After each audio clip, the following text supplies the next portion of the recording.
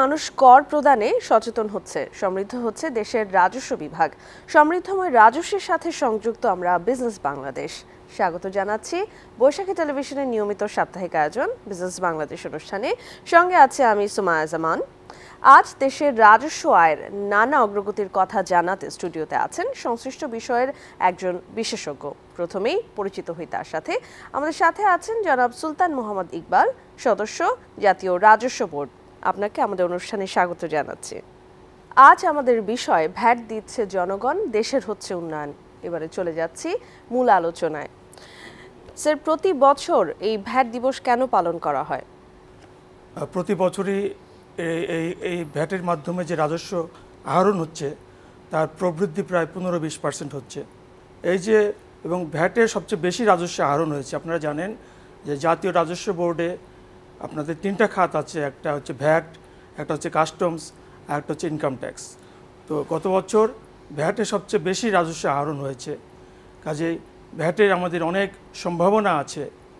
কাজেই ভ্যাটের মাধ্যমে যে রাজস্ব আহরণ হচ্ছে সেই রাজস্ব আহরণের মাধ্যমে আমাদের দেশের উন্নয়ন হচ্ছে। তো এই উন্নয়নটা যে হচ্ছে এটা জনগণকে জানানোর জন্য, তাদেরকে উদ্বুদ্ধ করার জন্য, অর্থাৎ জনগণ যাতে ভ্যাট দেয় সেটা তাদেরকে উদ্বুদ্ধ করার জন্য প্রতি বছর 10ই ডিসেম্বর ভ্যাট দিবস বাংলাদেশে উদযাপন করা হয়ে থাকে। আর 10ই ডিসেম্বরটা হচ্ছে যে আমাদের ভ্যাটের যে নতুন আইন, যেটা 2012 সালে হয়েছে, সেটা ওই ডিসেম্বরের 10 তারিখে জাতীয় সংসদে এটা পাশ হয়েছে। সেই জন্য এই 10ই ডিসেম্বরটাকে 2011 সাল থেকে এই ভ্যাট দিবস উদযাপন করা হচ্ছে এবং 12 সাল থেকে এটা খুব আড়ম্বরভাবে বাংলাদেশে উদযাপন করা হচ্ছে, যেহেতু 2012 সালে আমাদের নতুন আইন এটা জাতীয় সংসদে পাশ হয়। কাজেই আমরা প্রতি বছর 10ই ডিসেম্বর এই সারা বাংলাদেশে ভ্যাট দিবস উদযাপন করে থাকি। ভ্যাট দিবসের প্রতিপাদ্য বিষয় বা মূল লক্ষ্যটা আসলে কি? আমরা পদ্মা সেতুর মতো একটা সেতু আমরা নিজস্ব অর্থায়নে করছি। তো এই যে অর্থের যোগান আমরা জাতীয় রাজস্ব বোর্ড থেকে দিয়ে আসছি। আপনারা জানেন যে আমাদের 3টা খাত, যে কাস্টমস, ভ্যাট এবং ইনকাম ট্যাক্স, আমাদের বাণিজ্য উদারীকরণের কারণে প্রতি বছরই কাস্টমসের রাজস্ব কমে যাচ্ছে। সেক্ষেত্রে আমাদের সম্ভাবনা হচ্ছে ভ্যাট এবং ইনকাম ট্যাক্সে। কাজে ভ্যাটে আমাদের সম্ভাবনা যেহেতু আছে, প্রতি বছরই রাজস্ব প্রবৃদ্ধি প্রায় 15-20% হয়ে থাকে। কাজেই এই ভ্যাটের মাধ্যমে আমরা দেশের উন্নয়ন করব, নিজের অর্থায়নের মাধ্যমে আমরা দেশের উন্নয়ন করব। এবং আপনি বলছিলেন যে নতুন ভ্যাট আইন প্রণয়ন করা হয়েছে 2012 সালে। তো এতদিনও আসলে এই আইন চালু করা সম্ভব হচ্ছিল না কেন? এটা কি কারণে হয়েছিল? 2012 সালে ভ্যাট আইন জাতীয় সংসদে পাশ হয়েছে। তো এটা গত অর্থ বছরে এটা চালু করার জন্য প্রস্তুতি ছিল, সব রকম প্রস্তুতি ছিল। আমাদের এই ভ্যাট, নতুন যে ভ্যাট আইনটা, এটা সম্পূর্ণ অটোমেশন বেসড। এটার জন্য একটা ভ্যাট অনলাইন প্রকল্প চালু করা হয়েছে, 2 বছর ধরে সেটা কাজ করছে। তো গত অর্থ বছরে আমাদের এই নতুন আইনটা বাস্তবায়নের একটা আমাদের প্রস্তুতি ছিল, কিন্তু ব্যবসায়ীদের কিছু এই নতুন ভ্যাট আইনের কিছু বিষয়ে ভিন্নতা থাকার কারণে আমরা এই নতুন আইনটা গত বছরে আমরা বাস্তবায়ন করতে পারি না। যে ভিন্নতা সেটা হচ্ছে আসলে ভ্যাটের হার নিয়ে। আমাদের বর্তমানে যেখানে আমাদের যে ভ্যাটের যে হারটা হচ্ছে 15%, তো এর বাইরে আমাদের কিছু আছে, যেমন কিছু ট্যারিফ ভ্যালু আছে, তারপর কিছু আপনার যে প্যাকেজ ভ্যাট আছে। তো এই সমস্ত জিনিস বর্তমানে ব্যবসায়ীরা নতুন আইনে এই সমস্ত বিষয়গুলো নাই। নতুন আইনে একটাই হার, সেটা হচ্ছে 15%। তো সেটার কারণে এই হারের কারণে ব্যবসায়ীরা এটা মানতে চাচ্ছিল না। সেই জন্য এটা 2019 সালের জুন পর্যন্ত এটা পিছনে দেওয়া হয়েছে। ব্যবসায়ীদের সঙ্গে আলাপ আলোচনা চলছে। জাতীয় রাজস্ব বোর্ড যে সমস্ত বিষয়ে ভিন্নতা আছে সেগুলো সমাধান করে আশা করা যায় 2019 সালের জুলাই মাসে এটা বাস্তবায়ন করা হবে। এই যে আপনি বলছিলেন যে ব্যবসায়ীরা এই আইনের কিছু ব্যবসায়ীরা এই আইনের বিরোধিতা করছেন, তো আসলে এই যে বর্তমান আইন কিংবা নতুন আইন, কোনটায় বেশি তারা সুবিধা পাবে বলে আপনি মনে করেন? আসলে নতুন আইনে বেশি সুবিধা পাবে, কারণ নতুন আইনটা হচ্ছে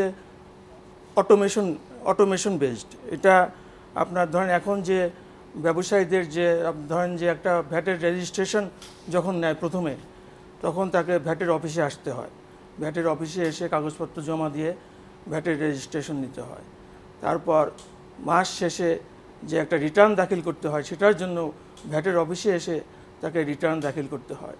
তারপর ভ্যাট যখন পেমেন্ট করবে সেটার জন্য ব্যাংকে যেতে হয়, ট্রেজারি চালান আবার আমাদের ভ্যাট অফিসে পাঠাতে হয়। নতুন আইনে যে ব্যবস্থা সেটা হচ্ছে সম্পূর্ণ অটোমেশন, অর্থাৎ অনলাইনে যে কোনো করদাতা আপনার রেজিস্ট্রেশন গ্রহণ করতে পারবে। অনলাইনে যে কোনো করদাতা মাস শেষে তার রিটার্ন জমা দিতে পারবে ভ্যাট দপ্তরে। অনলাইনে যে কোনো করদাতা ভ্যাট পরিশোধ করতে পারবে। কাজে নতুন আইনে এই যে করদাতাদের যে সুবিধা দেওয়া হয়েছে, সেজন্য আমরা আশা করছি যে নতুন আইনটা দেশের জন্য ভালো হবে এবং পুরানো আইনের চেয়ে নতুন আইনটা অনেক আধুনিক। আমরা যেটা জানতে চাচ্ছি সেটা হচ্ছে কি, এই যে জনগণ কেন ভোট দিবে, তাদেরকে মোটিভেট করার জন্য এনবিআর এর পক্ষ থেকে কি পদক্ষেপ নেওয়া হয়েছে? নতুন আইনটা বাস্তবায়নের জন্য গত 2 বছর ধরে সারা বাংলাদেশে আপনার প্রচারণা চালানো হয়েছে। সারা বাংলাদেশে সেমিনার, ওয়ার্কশপ করা হয়েছে। তারপর যারা করদাতা তাদেরকে প্রশিক্ষণ দেওয়া হয়েছে, তাদেরকে জানানো হয়েছে নতুন আইন বিষয়ে। কাজেই এটা সব ধরনের প্রস্তুতি ছিল, কিন্তু যেহেতু ওই করদাতাদের কিছু বিষয় ভিন্ন মত ছিল, সেজন্য এটা বাস্তবায়ন করা যায় নাই। তো এটা বাস্তবায়ন করা না গেলেও আমরা বর্তমানে কিন্তু আপনার অনলাইনে আমরা রেজিস্ট্রেশন কিন্তু আমরা পুরাতন আইনের আলোকে অনলাইন রেজিস্ট্রেশন আমরা শুরু করেছি এবং রিটার্নও হয়তো আমরা আগামী অর্থ বছরে আমরা শুরু করব। এবং ভ্যাটের যে অর্থটা, যে পরিমাণ অর্থ জনগণ দিচ্ছে, সেই পরিমাণ সুবিধা কি জনগণ পাচ্ছে বা পাবে? এই আশ্বাস কি আপনারা দিতে পারছেন তাদেরকে? জনগণ সুবিধা পাবে। আসলে ভ্যাট রাজস্ব তো সব দেশেই ট্যাক্স আছে, ট্যাক্স এটা জনগণের দিতে হয়, এটা সরকার চলে এই ট্যাক্সের টাকায়।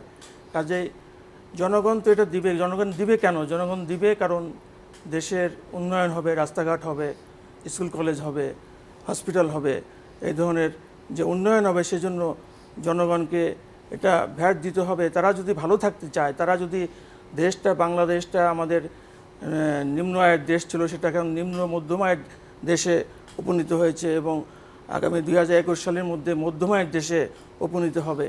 তো আমরা যদি এই পর্যায়ে যেতে চাই, তাহলে সরকারকে তো ট্যাক্স দিতে হবে, ভ্যাট দিতে হবে। কারণ ভ্যাট না দিলে এই মধ্যম আয়ের দেশে বা উন্নত দেশে সরকার কিভাবে যাবে? সেই জন্য জনগণকে এই ট্যাক্সটা দিতে হবে। তাদের ভালোর জন্যই, তাদের ভালো থাকার জন্যই জনগণকে এই ভ্যাটটা দিতে হবে। তো এই যে 15% যে ভ্যাট, এটা কি অতিরিক্ত হয়ে যায় না জনগণের জন্য? দেখেন, 1991 সালে যখন ভ্যাট আইন চালু করা হয়, তখন কিন্তু একটা রেটই ছিল 15% এবং কিন্তু সেটা কিন্তু জনগণ দিয়ে আসছে। পর্যায়ক্রমে আপনার ধরেন কিছু পণ্যের আবার ট্যারিফ ভ্যালু হয়েছে, কিছু পণ্যের আবার সংকুচিত ভিত্তিমূল্য হয়েছে, সেগুলো বিভিন্ন পর্যায়ে হয়েছে। কিন্তু এখন জনগণ যে 15% ভ্যাট দিবে, সেটা কিন্তু নতুন আইনে একটা ব্যবস্থা রাখা হয়েছে। অর্থাৎ কারো যদি কোনো ব্যবসায়ের যদি বছরে যদি বার্ষিক টার্নওভার যদি 36 লক্ষ টাকা হয়, তাকে কোনো ভ্যাট দিতে হবে না, মানে জিরো। এখন যেমন যে বিধানটা আছে যে 0 থেকে 1 টাকা থেকে 80 লক্ষ টাকা পর্যন্ত যদি কারো বার্ষিক টার্নওভার হয়, তাকে 3% টার্নওভার ট্যাক্স দিতে হয়। আর 80 লক্ষ টাকার উপরে যদি কারো টার্নওভার হয়, তাকে ভ্যাট দিতে হয়। আর নতুন আইনে যেটা করা হচ্ছে যে কারো বার্ষিক টার্নওভার যদি 36 লক্ষ টাকা হয়, তাকে কিছুই দিতে হবে না, কোনো টার্নওভার ট্যাক্স দিতে হবে না।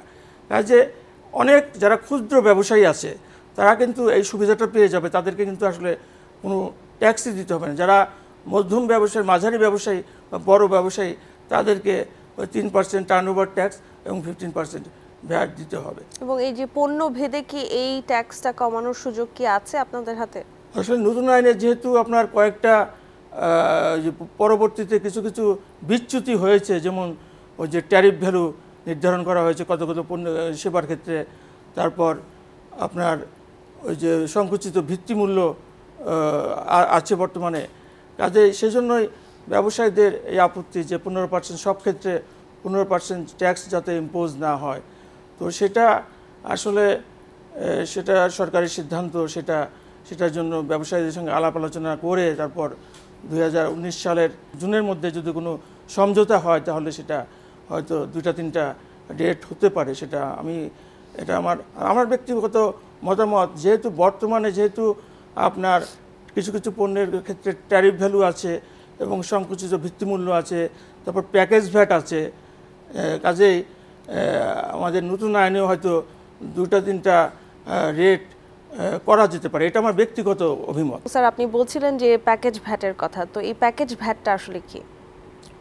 প্যাকেজ ভ্যাটটা হচ্ছে যে বিভিন্ন মেট্রোপলিটন সিটিতে বা জেলা শহরে যে ক্ষুদ্র ব্যবসায়ী যারা আছেন তাদের জন্য বাৎসরিক একটা ভ্যাট ফিক্স করে দেওয়া, সেই বাৎসরিক, এবং তারা সেটা কিস্তিতে 3টা কিস্তিতে সেটা দিতে পারে। এটা ক্ষুদ্র ব্যবসায়ীদের জন্য এটা করা হয়েছে আর কি। আমরা অনেক সময় অনেক জিনিস কিনি দোকান থেকে কিংবা রেস্টুরেন্টে খেতে যাই, তো তখন আমাদেরকে অনেক সময় যে ভ্যাটের যে রিসিপ্টটা সেটা দেয়া হয় না, তো এটা বন্ধে আসলে আপনারা কি পদক্ষেপ নিয়েছেন? আসলে আমরা ইসিআর ব্যবস্থা আমরা চালু করেছি, কিন্তু আমি বলবো যে ইসিআর ব্যবস্থাটা আমরা সাকসেসফুল করতে পারি নাই। যার কারণে ইসিআরে হয়তো আমরা যে সমস্ত সেবার ক্ষেত্রে আমরা ইসিআর আমরা চালু করেছি সেটা আমরা সব ক্ষেত্রে এটা চালু করতে পারি নাই, এবং সবাই এটা ব্যবহার করে না, এবং অনেকে ব্যবহার করে সেটা আবার রিসিপ্ট দেয় না, গ্রাহককে রিসিপ্ট দেয় না। তো আমরা সেই জন্য আমরা নতুন আইনে আমরা একটা জিনিস চালু করতে যাচ্ছি, সেটা হচ্ছে ইএফডি, ইলেকট্রনিক ফিজিক্যাল ডিভাইস। এটা হচ্ছে যে এটা ওই ইলেকট্রনিক ডিভাইস, কিন্তু এটা আপনার যে জনগণ, যে ক্রেতা যে এটা দিচ্ছে, যে জিনিসটা কিনছে, সে কেনার একটা স্লিপ দেওয়া হবে এবং সেখানে কত ভ্যাট দিচ্ছে সেটাও থাকবে, এবং এটা এনবিআরের যে সার্ভার, সেই সার্ভারের যে ভ্যাটটা জমা হলো সেটা সার্ভারে তাৎক্ষণিকভাবে চলে যাবে। যার কারণে যে অনেকেই যারা ক্ষুদ্র ব্যবসায়ী, যারা আইসিআর দিচ্ছে, তারা যে ভ্যাটটা যে আসলে সরকার পাচ্ছে কিনা সেটা কিন্তু আমরা কনফার্ম করতে পারতেছি না। কাজেই আমরা যখন ওই ইএফডি চালু করব, ইলেকট্রনিক ফিজিক্যাল ডিভাইস যখন চালু করব, সেটা অটোমেটিক্যালি আমাদের এনবিআরের সার্ভারে সেই ভ্যাটটা চলে যাবে, আমরা সেটা বুঝতে পারবো যে এখানে কত ভ্যাট হচ্ছে আর কি। এবং এতদিন যেসব ব্যবসায়ীরা গ্রাহকদেরকে এই যে স্লিপ দেয়নি তাদের কি হবে? আসলে এটা আসলে জনগণকে সচেতন হতে হবে। জনগণকে আসলে এটা যে তারা যে ভ্যাট দিচ্ছে, যে কোনো পণ্য বা সেবা ক্রয় করলে সেটার উপর যে ভ্যাট আছে, এটা জনগণকে এটা বুঝতে হবে, এবং জনগণ যখন কোনো জিনিস কিনবে বা কোনো সেবা নেবে, তখন যেখান থেকে নিবে, পণ্য কিনবে বা যেখান থেকে সেবা নেবে, সেখান থেকে এটা চেয়ে নিতে হবে। এটা জনগণকে চেয়ে নিতে হবে। এবং আপনি বলছেন যে জনগণকে সচেতন হতে হবে। জনগণকে সচেতন করার জন্য আপনারা কি কোনো পদক্ষেপ নিয়েছেন? আমরা যেমন আমরা এই যে ভ্যাট দিবসে আমরা যে প্রচার করতেছি, আমরা বলতেছি যে এটা ভ্যাটটা জনগণ কিন্তু যখনই যে কোনো একটা জিনিস কিনে তখনই কিন্তু ভ্যাট দিচ্ছে, জনগণ ভ্যাট দিচ্ছে। ব্যবসায়ীরা অনেক সময় কর আদান প্রদানে হয়রানির অভিযোগ করে থাকেন, তো এই ব্যাপারে ভ্যাট কর্তৃপক্ষ কতখানি সজাগ? আসলে হয়রানি যেমন একটা পরিবারে সবাই একরকম না, সেখানে বিভিন্ন ধরনের মানুষ থাকে। তো সেরকম আমাদের ভ্যাট ডিপার্টমেন্টে যারা কাজ করেন তারা হয়তো সবাই যে হয়রানি করে সেটা আমি বলবো না, হয়তো 2-1জন হয়রানি করতে পারে, কিন্তু সেটা বড় কথা না। বড় কথা হচ্ছে যে এই হয়রানিটা কমানোর জন্য জাতীয় রাজস্ব বোর্ড ভবিষ্যতে কি করতে যাচ্ছে সেটা হচ্ছে বড় কথা। তো আমি যেটা আগেও একবার বলেছি যে নতুন যে আইনটা 2012 সালের যে আইনটা, ওইটা যদি বাংলাদেশে চালু হলে তাহলে দেখা যাবে যে একজন করদাতাকে যে ভ্যাট অফিসে আসতে হবে না, একজন করদাতাকে রিটার্ন ভ্যাট অফিসে এসে জমা দিতে হবে না, একজন করদাতাকে ট্যাক্স ভ্যাট অফিসে এসে জমা দিতে হবে না। অর্থাৎ করদাতা তার নিজস্ব অফিসে বসেই বা বাসায় বসেই সে এই সমস্ত কাজগুলো করতে পারবে, যার কারণে এই হয়রানির সুযোগ অনেকাংশে কমে যাবে। এটা যেহেতু অটোমেটিক সিস্টেম, কাজে হয়রানির সুযোগটা অনেকাংশে কমে যাচ্ছে। আমরা এইভাবে চেষ্টা করতেছি যে আগামীতে যাতে হয়রানি এইভাবে যাতে কমানো যায়। এবং স্যার এই অভিযোগটা কিভাবে দূর করা যাবে সেই বিষয়ে আপনাদের মানে কোনো সুনির্দিষ্ট কোনো পদক্ষেপ কি আছে? আমাদের যে নতুন যে ব্যবস্থা সেখানে ধরেন বিভিন্ন রকমই আছে, আপনার ফেসবুক পেজ আছে, তারপর মোবাইল অ্যাপস আছে। এখানে যদি কারো কোনো রকম হয়রানি হয় সেটা কিন্তু তারা ফেসবুক পেজে বা মোবাইল অ্যাপসে এগুলো কিন্তু তাৎক্ষণিকভাবে তারা পাঠাতে পারবে এবং এগুলো কিন্তু জাতীয় রাজস্ব বোর্ড সঙ্গে সঙ্গে জানতে পারবে যে অমুকে হয়রানি তাদের কাছে রেকর্ড রয়ে যাবে এবং সেটা তারা তখন সেটা তাৎক্ষণিক তারা ব্যবস্থা নিতে পারবে আর কি। স্যার আমরা অনুষ্ঠানে একেবারে শেষ প্রান্তে চলে এসেছি, তো যাবার আগে আমাদের দর্শকদের উদ্দেশ্যে আপনি যদি কিছু বলতে চান। দর্শকদের উদ্দেশ্যে আমি ওই ভ্যাট দিবসের যে প্রতিপাদ্য সেই বিষয়টা স্মরণ করায় দিতে চাই যে ভ্যাট দিচ্ছে জনগণ, দেশের হচ্ছে উন্নয়ন। কাজেই আমাদের বুঝতে হবে যে আমরা যদি দেশের উন্নয়ন চাই, আমরা যদি দেশটাকে 2021 সালের মধ্যে মধ্যমায়ন দেশে নিতে চাই, 2041 সালের মধ্যে যদি উন্নত দেশে নিতে চাই, তাহলে আমাদের ভ্যাট দিতে হবে। আর ভ্যাট দিলে দেশের উন্নয়ন হবে। আর ভ্যাটটা যে আমরা দিচ্ছি, ভ্যাট দেওয়ার পর পণ্য কেনাকাটা করি বা সেবা নেই, তাহলে সেক্ষেত্রে আমাদের যে ভ্যাটের যে চালান, সেই চালানটা আমাদেরকে জনগণকে চেয়ে নিতে হবে। যে যারা এই সেবা দিচ্ছে বা পণ্য বিক্রয় করছে তাদের কাছ থেকে যে চালান, ভ্যাটের চালান, সেটা আমাদেরকে চেয়ে নিতে হবে। স্যার অনেক অনেক ধন্যবাদ আমাদের অনুষ্ঠানে আসার জন্য। আশা করি আবারও আপনি আমাদের অনুষ্ঠানে আসবেন। ধন্যবাদ, আপনাকে ধন্যবাদ। দর্শক, এই ছিল আমাদের আজকের অনুষ্ঠানে। আগামী সপ্তাহে নতুন কোনো অতিথি এবং নতুন কোনো বিষয় নিয়ে আবারও চলে আসবো আপনাদের সামনে। সে পর্যন্ত ভালো থাকুন আর আমাদের সাথেই থাকুন। ধন্যবাদ সবাইকে।